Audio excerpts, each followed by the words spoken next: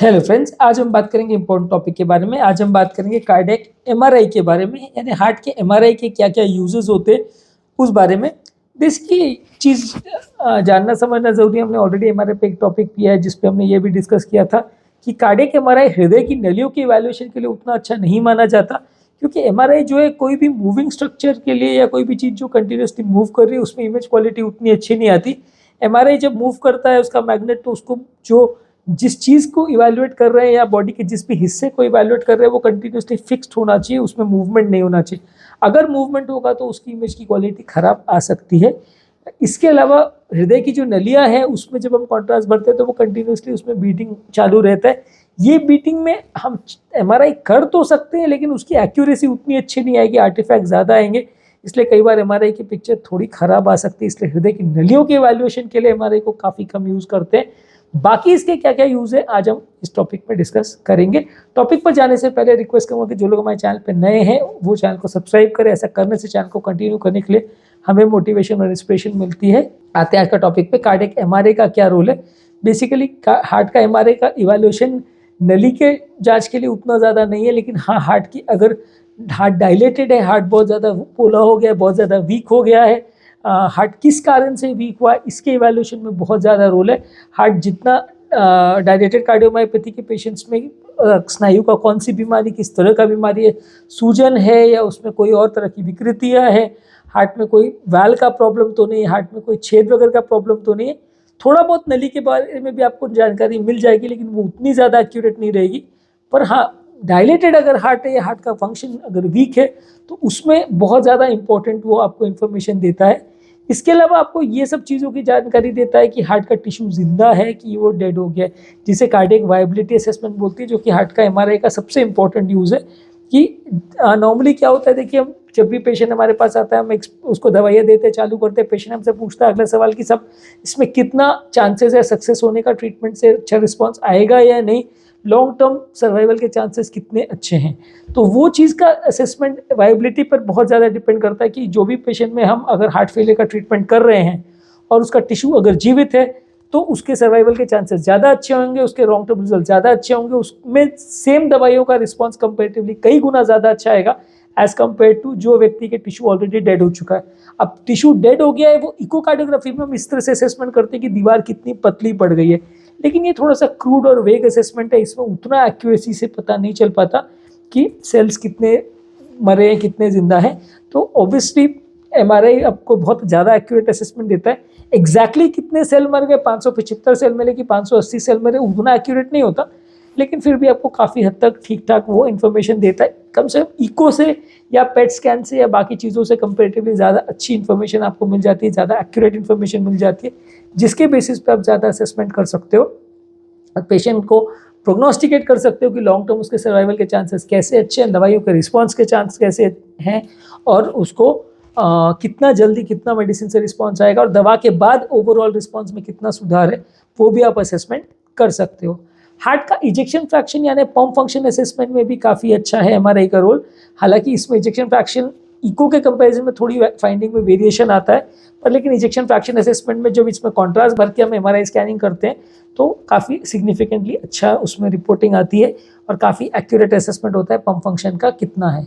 Next है कि cardiac tissue कैसा है, हार्ट का कोई अगर ट्यूमर है वो किस तरह का है, क्या कंसिस्टेंसी है उसकी, वो कौन से मटेरियल का बना है, कौन से टाइप का ट्यूमर है, कौन से तरह के सेल्स हैं, ये काफ़ी अच्छा असेसमेंट होता है। कार्डियोमायोपैथी में भी हार्ट का टिश्यू अगर आपको असेसमेंट करना है तो कौन सी तरह का कार्डियोमायोपैथी है, हार्ट के अंदर कौन सा सब्सटेंस भरा हुआ है।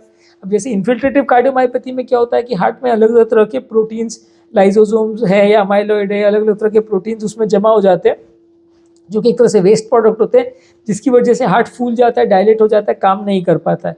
तो अभी कौन सा प्रोटीन है, कौन से टाइप का प्रोटीन है और ये इसमें आगे क्या करना है, कौन से तरह का ट्रीटमेंट स्ट्रैटेजी प्लान करना है, ये एमआरआई से बेटर और कोई टूल इतना अच्छा एक्यूरेटली नहीं बता पाता है। एक चीज़ ध्यान रखना और समझना जरूरी है कि यहाँ जो हम एमआरआई की बात कर रहे हैं वो कार्डियक एमआरआई की बात कर रहे हैं। किसी भी एमआरआई सेंटर पे जहाँ पे भी आप चले जाओ वहाँ सब जगह ये हार्ट का एमआरआई नहीं होता। इसके लिए डेडिकेटेडली मशीन लगती है, डेडिकेटेड उसका सॉफ्टवेयर प्रोटोकॉल होता है। रेगुलर एमआरआई से थोड़ा चार्जेस भी ज़्यादा होते हैं, 8-10 हज़ार जैसा खर्चा लगता है, लेकिन ये ज़्यादा एक्यूरेट होता है और बहुत कम सेंटर्स में होता है। मान लीजिए सिटी में अगर 10-20-25 MRI सेंटर्स है, तो वहाँ पे 1 या 2 में ये फैसिलिटी होती है। बड़े मेट्रो सिटीज़ में ज़्यादा अवेलेबल है, पर इवन टियर 2 सिटीज़ में भी सब जगह अवेलेबल है या नहीं वो डाउटफुल है। हालांकि MRI और CT स्कैन सब जगह आ गया है, लेकिन कार्डियक MRI सब जगह अवेलेबल है या नहीं वो डिपेंड करता है इस बात पे कि वहाँ कितने कार्डियोलॉजिस्ट हैं और कितना रेगुलरली ये टेस्ट को डिमांड किया जा रहा है उसके बेस पे, क्योंकि काफ़ी कॉस्टली सॉफ्टवेयर आता है, तो हर CT स्कैन या MRI सेंटर्स को परचेज नहीं करता है। इसके अलावा हार्ट का जो ब्लड फ्लो है, हार्ट का ब्लड फ्लो का पैटर्न कैसा है, नलियों का पैटर्न कैसा है, नलियों का एक 3 डायमेंशनल पिक्चर भी अच्छा इसमें असेसमेंट हो जाता है कि हार्ट का ब्लड फ्लो कहाँ से कैसा जा रहा है, नली का फ्लो पैटर्न कैसा है, कोई नली अबनॉर्मल जगह से तो नहीं आ रही है, वो भी इसमें पता चल जाता है। और हार्ट की बड़ी नली में अगर कोई डायलिटेशन तो नहीं है, एओर्टा जिसे बोलते हैं उसमें कोई डायलिटेशन है नहीं, वो तो पता चल जाता है। हालांकि इसमें CT स्कैन ज़्यादा एक्यूरेट है और CT स्कैन ज़्यादा कॉमनली यूज़ होता है, लेकिन फिर भी MRI भी काफ़ी अच्छा है इसमें असेसमेंट करने में। इसके अलावा अगर आपको कोई प्रोसीजर्स करने हैं, जैसे हार्ट का कोई बायोप्सी या टुकड़ा निकालना है, या कोई कैथेटर्स वगैरह हार्ट के अंदर प्लेस करने हैं, कोई गाइडिंग कैथेटर्स या पोर्ट्स अगर प्लेस करने हैं हार्ट के आसपास या वेन्स में, तो उसके लिए भी ये काफ़ी अच्छा है। हालांकि CT स्कैन को या सोनोग्राफी को ज़्यादा कॉमनली यूज़ करते हैं, पर फिर भी ये काफ़ी अच्छा है। ओवरऑल हार्ट अटैक के बाद लोगों का रिस्क प्रोफाइल कैसा है, उनका लॉन्ग टर्म सर्वाइवल के चांसेस कैसे, कार्डियोवास्कुलर रिस्क कैसा है, वाइबिलिटी कैसा है, पंप फंक्शन कैसा है, तो काफ़ी पैरामीटर्स को देख के MRI के बेसिस पे आप काफ़ी अच्छा जज कर सकते हैं कि पेशेंट को लॉन्ग टर्म प्रॉब्लम्स होने का चांस कितना है। अगर मायोकार्डाइटिस वगैरह में भी है तो उसमें हार्ट के अंदर सूजन कितना है, इन्फ्लेमेशन कितना है, उसको भी असेसमेंट करने में बहुत इंपॉर्टेंट है। वो आपको एक काफ़ी एक्यूरेट असेसमेंट देता है कि कितना सूजन है टिश्यू के अंदर, कितना सेल्स में कॉन्ट्रास्ट भर रहा है, उसके हिसाब से एक असेसमेंट मिलता है। तो जितना सूजन ज़्यादा है उतना सेल्स में आपको ज़्यादा अग्रेसिवली ट्रीट करना पड़ेगा मायोकार्डाइटिस को। जितना सूजन कम है उसका मतलब है कि मायोकार्डाइटिस ऑलरेडी जाके डैमेज कर चुका है, तो वैसे में उतना अग्रेसिवली ट्रीट ना भी करे तो चलेगा। हार्ट अटैक के बाद स्कार टिश्यू असेसमेंट के लिए, यानी कितना एरिया सड़ चुका है, डैमेज हो चुका है, जहाँ पे एंजियोप्लास्टी करने से या कोई भी ट्रीटमेंट करने से कोई भी फायदा नहीं होगा, वो असेसमेंट करने के लिए, यानी वायबिलिटी का उल्टा होता है स्कार। जो एरिया वायबल है वहाँ स्कारिंग कम होगी, जो एरिया स्कार्ड है वहाँ वायबिलिटी कम होगी। तो अगर हम वायबिलिटी असेसमेंट कर रहे हैं तो साथ ही साथ कितना स्कार टिश्यू बना है, यानी कौन सा एरिया पूरी तरह डैमेज हो चुका है अटैक की वजह से, कौन सा एरिया सड़ चुका है एक तरह से, वो आप असेसमेंट कर सकते हैं। ट्रीटमेंट कैसा चल रहा है, ट्रीटमेंट का कैसा रिस्पॉन्स आ रहा है, ट्रीटमेंट सक्सेसफुल हो रहा है कि नहीं हो रहा है, पेशेंट दवा को रिस्पॉन्ड कर रहा है कि नहीं, वो रिस्पॉन्स मॉनिटरिंग करने के लिए भी इसको यूज़ कर सकते हैं। इसके अलावा जन्म से होने वाली हार्ट की विकृतियाँ हैं, हार्ट में कोई छेद है या हार्ट में कोई डिफॉर्मिटी है, या हार्ट की नलियाँ कोई टेढ़ी मेढ़ी है, या बाईपास के बाद ग्राफ्ट्स वगैरह जो लगाए हुए हैं वो पोजीशनिंग कैसी है, वो ग्राफ बराबर काम कर रहे हैं कि नहीं, ये सब चीज़ों के लिए यूज़ करते हैं। हालांकि ग्राफ्ट एंजियो के लिए और एनॉमलस वेसल्स के लिए ज़्यादा कॉमनली CT स्कैन को यूज़ किया जाता है, क्योंकि उसमें इमेज क्वालिटी ज़्यादा अच्छी आती है, पर MRI को भी यूज़ कर सकते। इसके अलावा हार्ट के जो पेरिकार्डियम होता है, हार्ट के चारों जो झिल्ली होती है, वो अगर उसमें कोई सूजन है या उसमें कोई ट्यूमर है या उसकी थिकनेस अगर बहुत ज़्यादा मोटी होगी जिसकी वजह से वो हार्ट पर दबाव कर रहा है, तो उसका असेसमेंट भी CT स्कैन के कंपैरिजन में MRI में ज़्यादा एक्यूरेट पता चलता है। और एग्जैक्टली उसकी कितनी थिकनेस है जिसके हिसाब से डिसाइड होता है कि सर्जरी करने की ज़रूरत है कि नहीं, वो भी MRI पे ज़्यादा एक्यूरेटली डिटेक्ट होता है as compare to CT scan. तो पेरिकार्डियल डिजीज़ या पेरिकार्डिक कंस्ट्रक्शन के लिए भी, या पेरिकार्डियम में कोई कैंसर ट्यूमर भी है कि नहीं, वो असेसमेंट करने के लिए भी CT स्कैन के कंपैरिजन में कार्डियक MRI की ज़्यादा वैल्यू है, उसमें भी MRI को ज़्यादा कॉमनली यूज़ किया जाता है।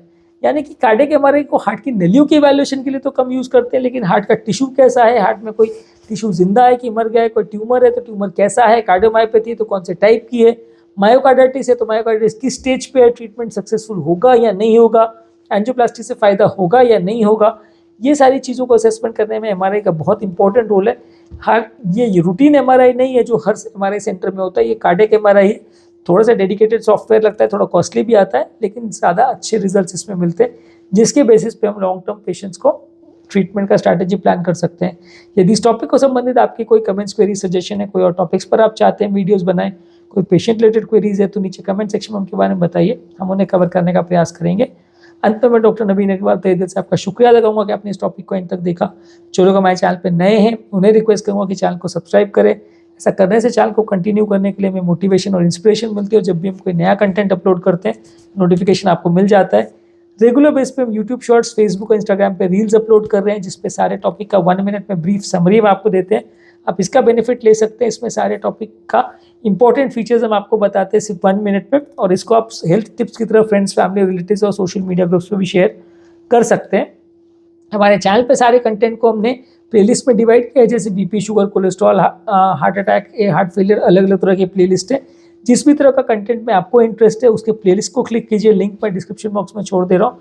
वहाँ पे आप चाहेंगे तो आपको ज़्यादा रिलेवेंट और यूजफुल कंटेंट मिलेगा, ज़्यादा ढूंढने की मेहनत नहीं करनी पड़ेगी। Thank you.